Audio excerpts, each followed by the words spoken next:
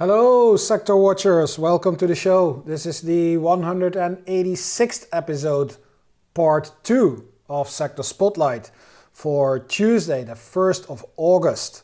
And I'm going to take this opportunity of being able to freely upload Sector Spotlight videos to YouTube because today is the first day of the new month, which means that we have closed monthly charts for the month of July that we can look at and assess instead of having to wait another week. So let's dive right into it. Ladies and gentlemen, this is Sector Spotlight.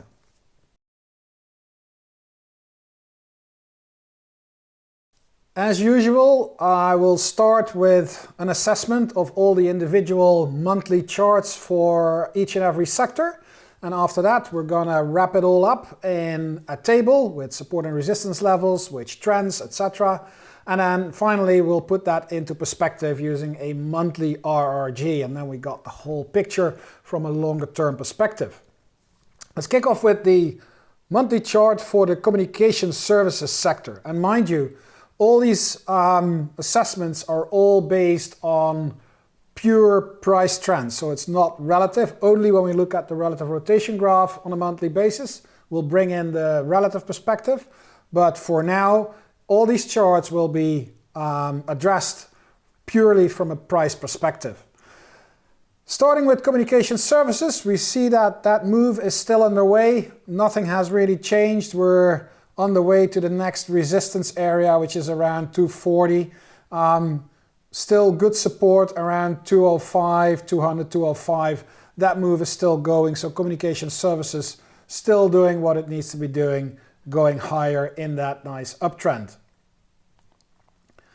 We go to consumer discretionary, we see that it is now hitting resistance, coming from its previous peak that was set in August last year, so it's exactly 1 year that we're back at the same level where we were last year.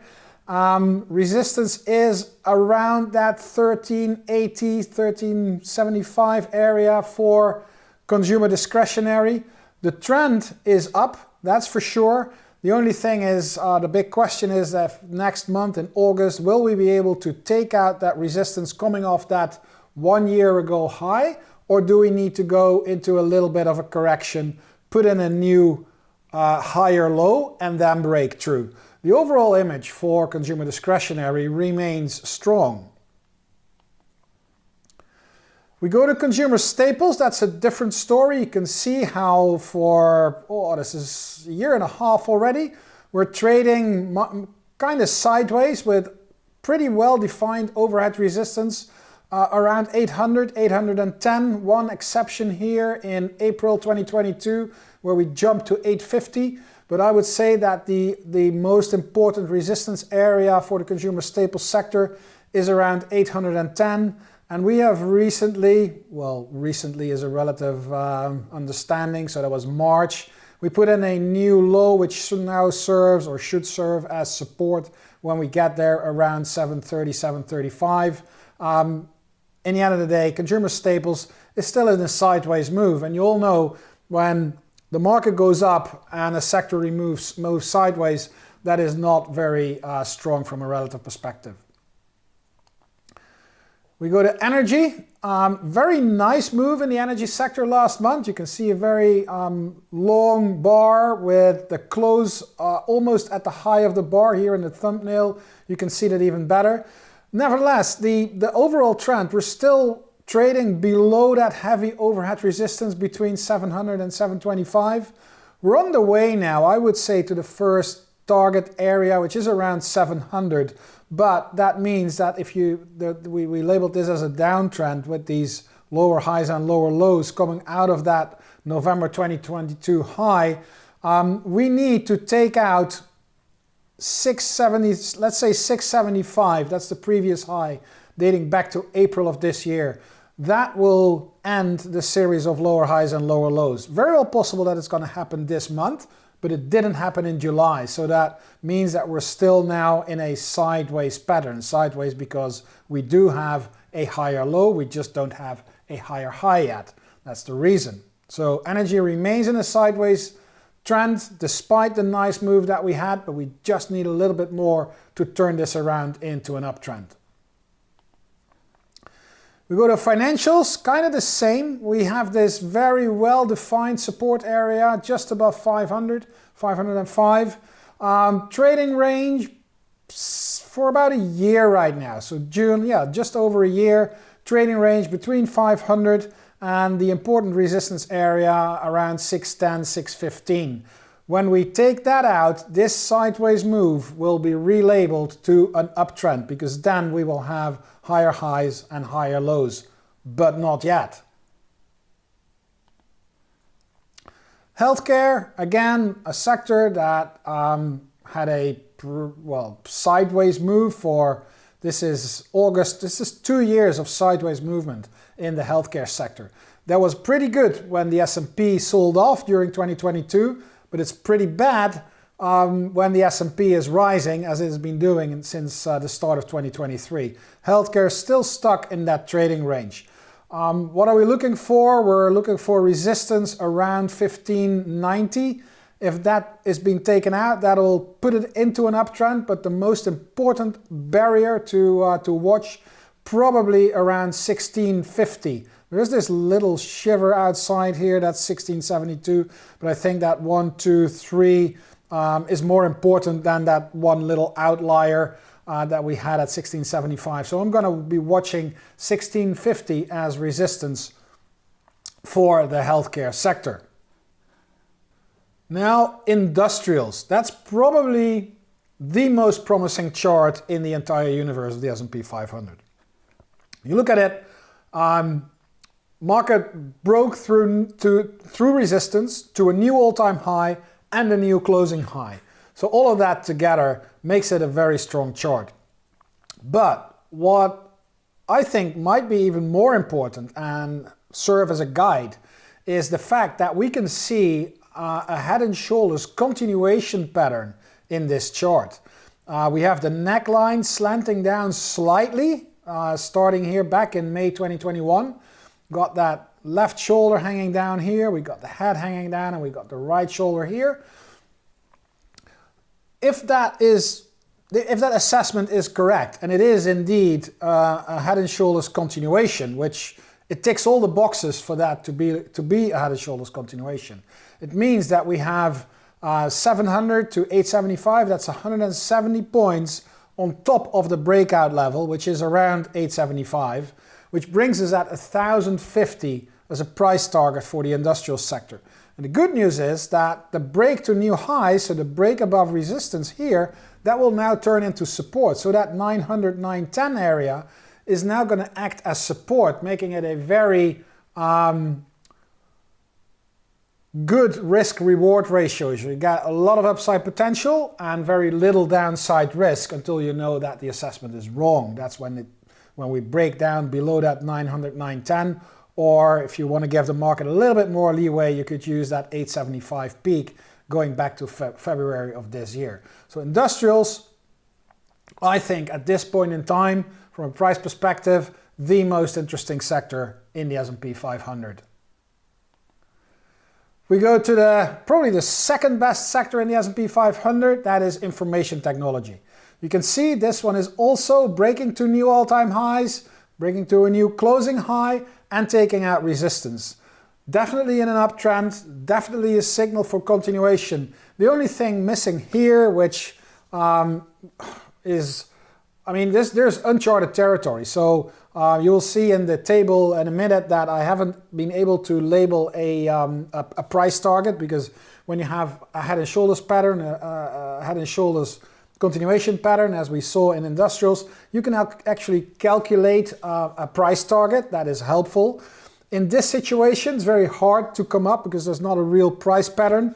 The only thing that I could think of putting a little bit of guidance and rough idea would be to measure the move from, let's say, 3100 to 2100, and then project that on top of the breakout level. So that would give us a target of 4100 for the information technology sector. That's about 30%. That's quite a big move. So I'm not gonna I'm not going to put that into writing, but you just heard me say it, that that is a potential target for the S&P 500. No doubt that this is a very good sector at the moment.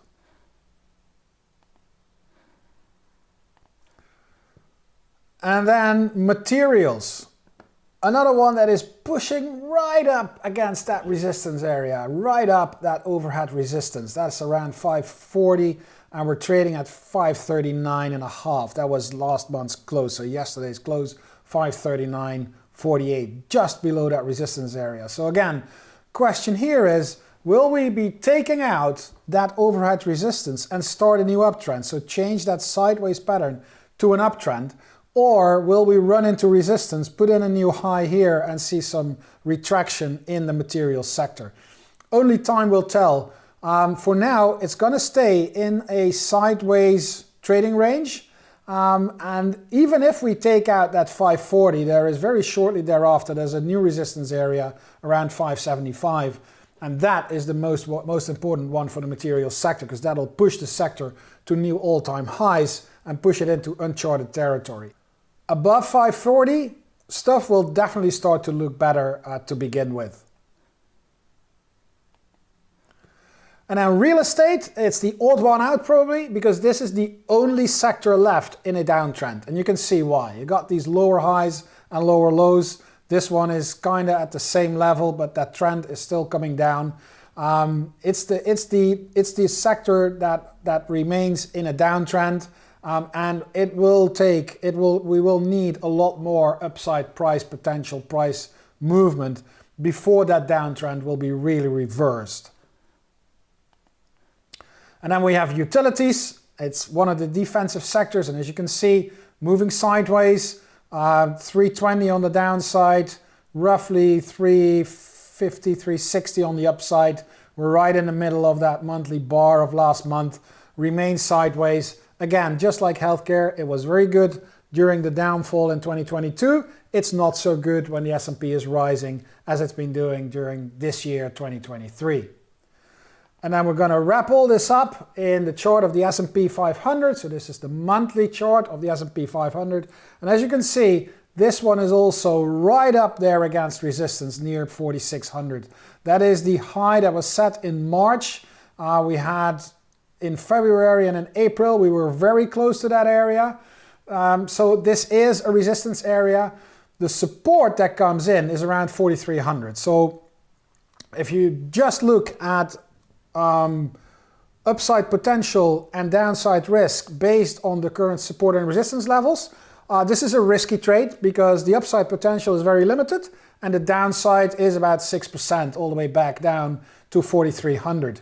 Again, the question here is, will the S&P in August be strong enough to push through that resistance and move higher and challenge its all-time highs around 4,800? Or will we see some sort of a pause and a retracement from that overhead resistance level? And are we going to put in a new higher low before we break higher? Only time will tell. For the time being, the trend in the S&P clearly still up, higher highs, higher lows. We're running into resistance. So August will tell us whether we need a little break, a summer break, before we push higher, or the charge goes on and we'll be looking at 4,800 very, very soon.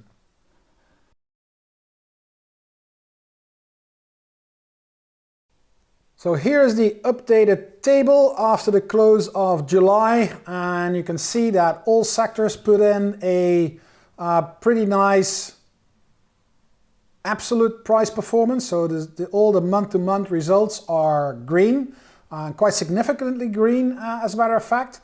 And you can see that communication services, energy, financials, and materials were the outperformers, whereas discretionary staples, healthcare, industrials, technology, real estate, and utilities were the underperformers. The S&P itself came in at a gain of 3.1%.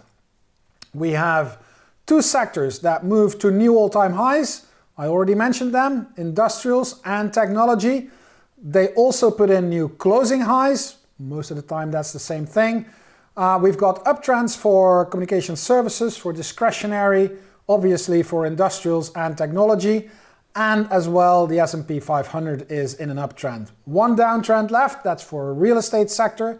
And we have changed support and resistance levels for the energy sector, the industrial sector, and there is no level left for the technology sector. That's in uncharted territory, unless you want to stick in that 4100 level that I mentioned.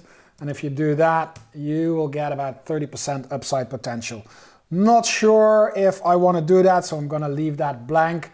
But just so you know that there is quite a bit of upside potential with very limited downside risk in that sector.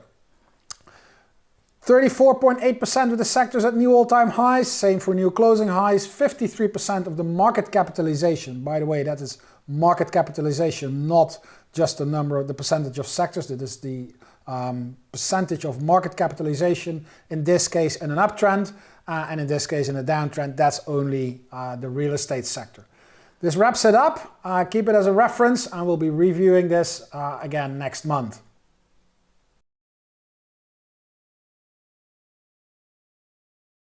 And then as a wrap up, to finish off this show with a monthly RRG for these sectors.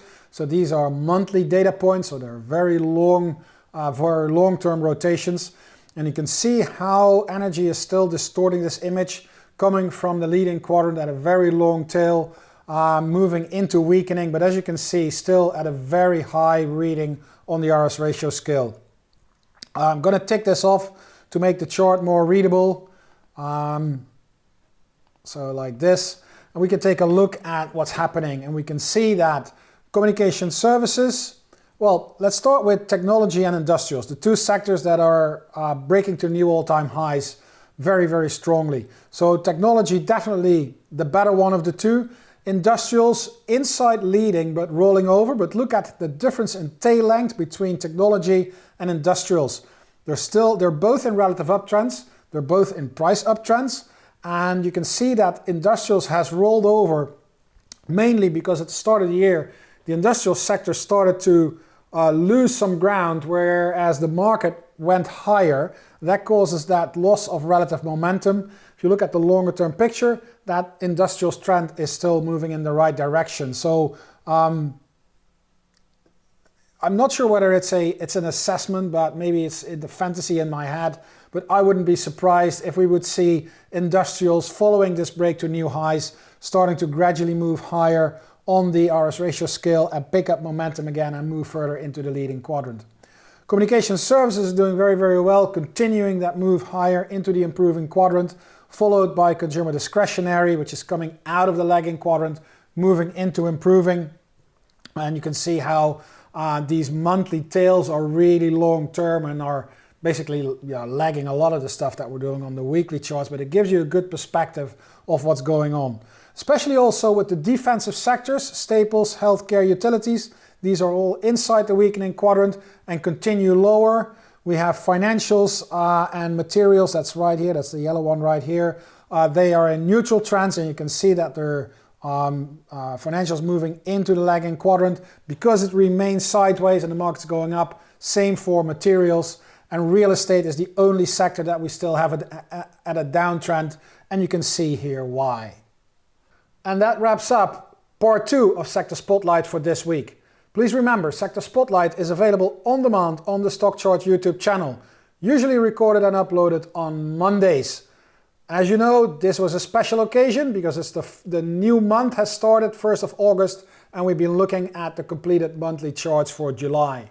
Please feel free to share your thoughts and ideas in the comments below the video as usual, and hope to see you again next week at a new episode of Sector Spotlight on Monday.